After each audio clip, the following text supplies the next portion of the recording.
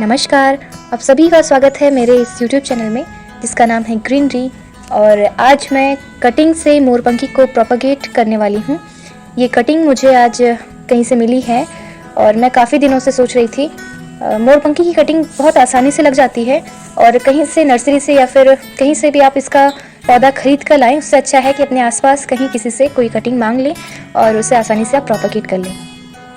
तो ये 2 टहनियाँ मेरे पास आई हैं और इनसे आप कई सारी कटिंग्स बना सकते हैं, लेकिन मैं एक बड़े गमले में इन्हें लगाने वाली हूँ। तो मैं एक हार्डवुड कटिंग लूँगी और बाकी सारी कटिंग्स मेरी सॉफ्टवुड होंगी।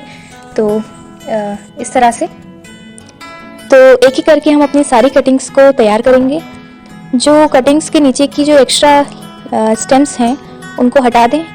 कटिंग तभी अच्छे से तैयार होती है जब उसमें कम से कम 2 से 3 नोड खाली हों, ताकि आप उन 2-3 नोड एरिया को मिट्टी में दबा सको और वहाँ से रूट डेवलप हो सके। तो कम से कम आपको 2-3 नोड छोड़ देने चाहिए ताकि कहीं से भी रूट ग्रो करना स्टार्ट कर दे। मैं कटिंग के नीचे वाला हिस्सा जो बहुत सख्त है उसे भी कट करने वाली हूँ, क्योंकि मुझे कटिंग इतनी ज़्यादा लंबी भी नहीं रखनी है। और एक बात का ध्यान रखें, जब भी कट करें बहुत शार्प कट होना चाहिए। तो आप जिस चीज़ से भी कट कर रहे हैं वो वेपन या तो शार्प हो या आप प्लांट कटर का यूज़ कर सकते हैं। मेरे पास वायर कटर है, प्लांट कटर भी नहीं है, तो मैं वायर कटर से ही सारे प्लांट्स की कटिंग करती हूँ। इस तरह एक एक करके आप अपने सारे प्लांट्स की कटिंग तैयार कर सकते हैं। ऐसे ही हर कटिंग में आप कम से कम 2-3 नोड एरिया खाली रखें ताकि मिट्टी में आसानी से आप नीचे तक उन नोड्स को पहुँचा सकें और रूट्स कहीं से भी जहाँ से रूट्स डेवलप होना चाहें वहाँ से रूट्स को मौका मिल सके। और इस तरह से छोटी छोटी कटिंग्स भी आप यूज़ कर सकते हैं।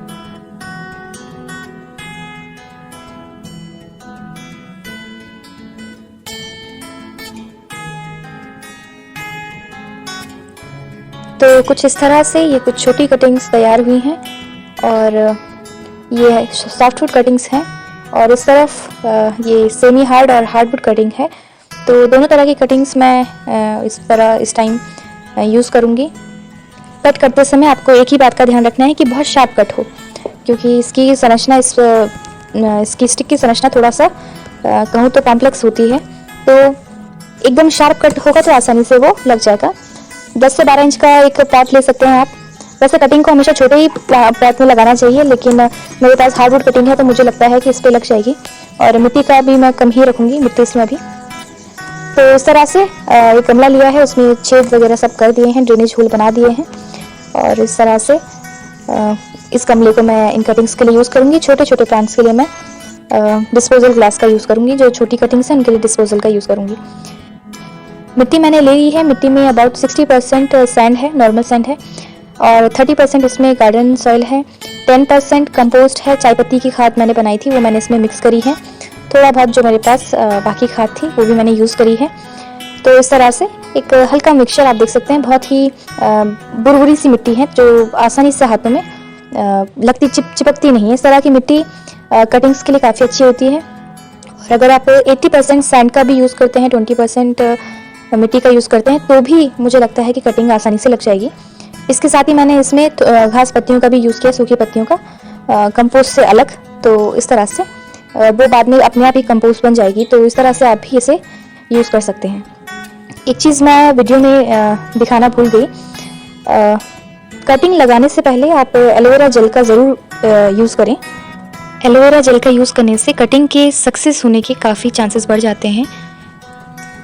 और इसके अलावा अगर आप रूट हार्मोन का यूज़ करना चाहते हैं तो वो भी कर सकते हैं। तो इस तरह से मैंने दोनों कटिंग्स को गमले में रख लिया है। अच्छे से दबा दें मिट्टी को, मिट्टी के बीच में गैप नहीं होना चाहिए। और एक बार जब आप मिट्टी भर दें तो अच्छे से गमले को भी पटक दें। इससे ये होता है कि जहाँ पे मिट्टी नहीं होगी उस जगह पे भी मिट्टी भर जाएगी। तो इस तरह से आप इतनी तैयारी कर सकते हैं। तो इस तरह से इस गमले में मैंने ये कटिंग लगा दी है। इसी तरह से जो डिस्पोजल ग्लास हैं उनमें मैं छोटी कटिंग्स लगा रही हूँ और मुझे लगता है कि वो कटिंग्स भी काफ़ी अच्छा रिजल्ट देंगी।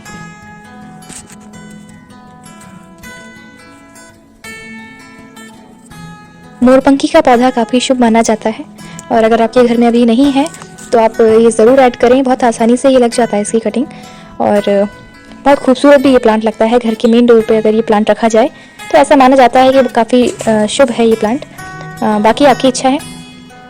तो इस तरह से एक ये छोटा वीडियो था मोरपंखी के ऊपर। इसे थूजा भी कहते हैं, मैं बताना भूल गई, आपको शायद पता हो। तो इस तरह से आप भी इसकी कटिंग लगा सकते हैं और ढेरों पौधे बना सकते हैं एक सिंगल स्टेम से। Thank you for watching.